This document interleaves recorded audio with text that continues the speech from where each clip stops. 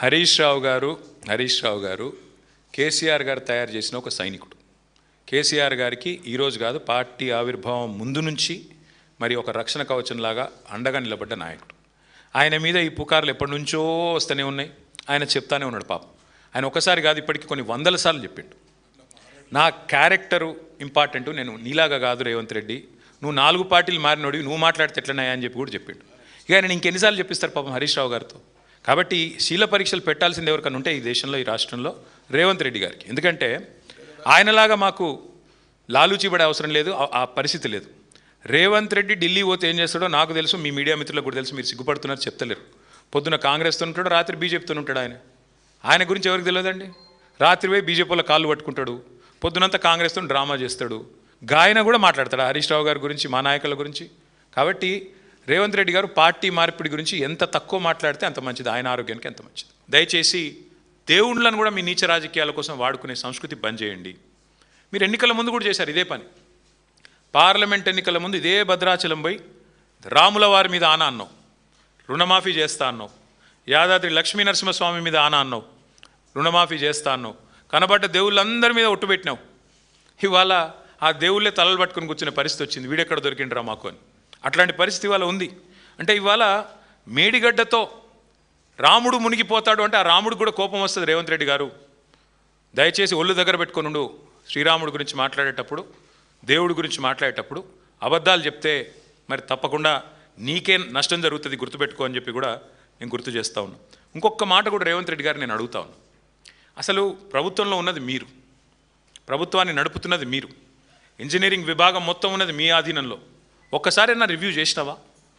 కన్నెపల్లిలో పంపులు చాలు చేస్తే ఏమవుతుంది వీళ్ళు అంటున్నారు కదా, నిజమా కాదా? ఆ రిటైర్డ్ ఇంజనీర్లు ఉత్తరం రాసిండ్రు కదా, వెంటనే స్టార్ట్ చేయవచ్చని. ఒక్కసారైనా రివ్యూ చేసుకున్నావా? గ్రౌటింగ్ జరిగిందా లేదా అన్నారం సుందిలలో తెలుసా నీకు కనీసం? అసలు దేవాదుల ఏ బేసిన్లో ఉందో తెలియదు నీకు. నల్లమల ఎక్కడుంది, మన రాష్ట్రంలోనా పక్క రాష్ట్రంలో ఉందా తెలియదు. ఎంతసేపు సర్వే నెంబర్లు, రియల్ ఎస్టేట్లు, ఏది బ్లాక్ లిస్ట్లో పెట్టాలి, ఏది ఎట్లా డీల్ చేయాలి, ఎవరిని విలువాలి, ఎవరిని మెడకు తుపాకి పెట్టాలి, ఎట్లా బెదిరియాలి, ఎట్లా రోజు సాయంత్రం గల్ల పెట్టే లెక్క పెట్టుకోవాలి, నువ్వు నీ అన్నదమ్ములు, ఇదే దంద.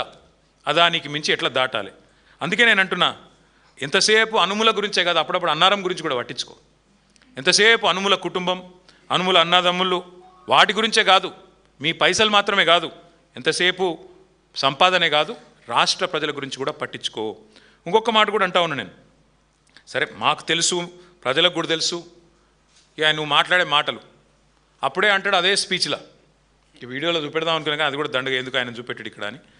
అప్పుడే అదే స్పీచ్లు అంటాడు, నేను సర్వే జరిగిందట 2.5 ఏళ్ళ ముంగటనే, ఎవడనకు ఇప్పుడే చేస్తాడువా అని ఆయన్నే మాట్లాడతాడు. సరిగ్గా 5 నిమిషాల తర్వాత మళ్ళీ అదే మనిషి 117 సీట్లు గెలుస్తా అని చెప్తాడు. చెప్తున్నా కదా, ఆయనలో ఒక అపరిచితుడు ఉన్నాడు, రాము రెమో, ఇద్దరు ఉన్నారు. అది కూడా మళ్ళీ రాముల వారి సాక్షిగా, అదో దరిద్రం. అందుకే నేను రేవంత్ రెడ్డి గారికి అనేది, సరే మీరు నిన్న చాలా మాట్లాడినారు, నేను వాటి గురించి నేను ఎక్కువ మాట్లాడాలని, కానీ మీ తుగ్లక్ మాటల గురించి నేను కొన్ని ప్రశ్నలు మాత్రం అడగదలుచుకున్నా. బుర్ర తక్కువోడు, లుచ్చా రాజకీయం అని మాట్లాడారు కదా రేవంత్ రెడ్డి గారు. నేను అడుగుతా ఉన్నా, మీరు చెప్పండి, రాష్ట్ర రైతాంగం కూడా ఆలోచించాలని కోరుతా ఉన్నా. గోదావరిలో కళ్ళ ముందు 1,00,000 క్యూసెక్కుల నీళ్లు, రోజుకు 9 టీఎంసీల నీళ్లు వరదలాగా కిందికి పోతుంటే అక్కడ ఎత్తిపోయడానికి నీళ్లు లేవు అన్నోడు బుర్ర తక్కువడా, లేదా అయ్యా రైతుల కోసం ఈ పని చేయమన్నోడు బుర్ర తక్కువడా చెప్పాలి. కన్నెపల్లి దగ్గర 93.5 మీటర్ల కాడి నుంచే నీళ్ళు ఎత్తిపోసే అవకాశం ఉంటే రాజకీయ ద్వేషంతో కళ్ళు మూసుకున్న నువ్వు బుర్ర తక్కువడువా కాదా చెప్పాలి. అట్లాగే ఇవాళ లేటెస్ట్గా మేడిగడ్డ దగ్గర 97 పైచిల్కు మీటర్ల మీదకి వెళ్ళి నీళ్లు పోతుంటే కళ్ళుండి చూడలేని కబోదిలాగా ప్రవర్తిస్తున్న నువ్వు బుర్ర తక్కువడివా, లేక వాస్తవాలు చూపెట్టే ప్రయత్నం చేస్తున్న మేము తెలివిలేని వాళ్ళమా చెప్పాలి. మేడిగడ్డ నింపితే భద్రాద్రి రాముడే ఉండడు అంటున్నా నీకు బుర్ర ఉందా అని నేను అడుగుతా ఉన్నాను. అట్లాగే పోలవరం వల్ల మునిగే ప్రమాదం ఉన్న భద్రాచలాన్ని పట్టుకొని మేడిగడ్డకు ముడిపెట్టి 44 గ్రామాలు మునిగిపోతాయని చెప్పి మరి ఒక మూర్ఖుడిలాగా బుర్ర తక్కువలాగా మాట్లాడుతున్న నీది తెలివి లేనితనమా లేక మాదా చెప్పాలి.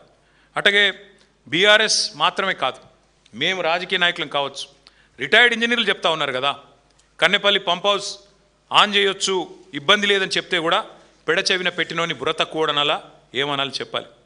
ఆ పంప్ హౌస్ కన్నెపల్లిలో బ్రహ్మాండంగా ఉంది అని ఇంజనీర్లు చెప్తుంటే పాత ఫోటోలు చూపెట్టి వికృతమైన రాజకీయాలు చేస్తున్న నువ్వు బుర్రతక్కోడివా? ఎదురుగా కనబడే నీళ్లు లిఫ్ట్ చేయకుండా రైతులను ఎండబెడుతున్నా మరి నేను ఏమనాలని చెప్పి నేను అడుగుతా ఉన్నా. 28 లక్షల క్యూసెక్లు, 28.5 లక్షల క్యూసెక్లు అంటే రోజుకి 247 టీఎంసీల నీళ్లు ఒక ఉప్పెనలాగొచ్చినా దాన్ని తట్టుకొని నిలబడ్డ మేడిగడ్డ, చెక్కు చెదరని మేడిగడ్డ 1,00,000 క్యూసెక్కులకే కూలిపోద్దంటే నేను బుర్ర తక్కువడనాలా ఏమనాలని నేను అడుగుతా ఉన్నా. మరి రైతాంగం మొత్తం కన్నెపల్లి నుంచి నీళ్ళు ఎత్తిపోయాలని కోరుతుంటే పట్టించుకొని ఉండి బుర్ర తక్కువడనాలా, లుచ్చా అనాలా, ఏమనాలో చెప్పాలని కోరుతా ఉన్నా. పాత గురువు గారికి గురుదక్షిణ ఇవ్వడానికి మరి నీళ్ళు కిందికి వదులుతున్నావా, దేనికి వదులుతున్నావా అని రైతులు ఏదైతే అడుగుతున్నారో దానికి సమాధానం చెప్పే దమ్ములేని దద్దమ్మని ఏమనాలని నేను అడుగుతా ఉన్నా.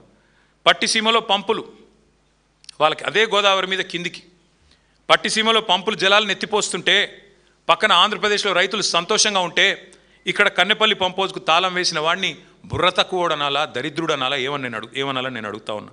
అట్లాగే కాళేశ్వరం ఒకటే కాదు, కింద దేవాదుల పంపులు ఆన్ చేస్తలేడు. వరంగల్ రైతులందరూ వాళ్ళు బాధపడతా ఉన్నారు. వరంగల్లో ఇదే దేవాదుల సిస్టమ్ని అద్భుతంగా 10 ఏళ్ల పాటు నడిపి మరి పండగలాగా వ్యవసాయాన్ని చేసిన బీఆర్ఎస్ ప్రభుత్వం గుర్తు చేసుకుంటూ బాధపడుతున్న రైతులు ఎవరైతున్నారో వారి బాధ ఇవాళ వారిని అడుగుతా ఉన్నా, వారి తరపున అడుగుతా ఉన్నాం.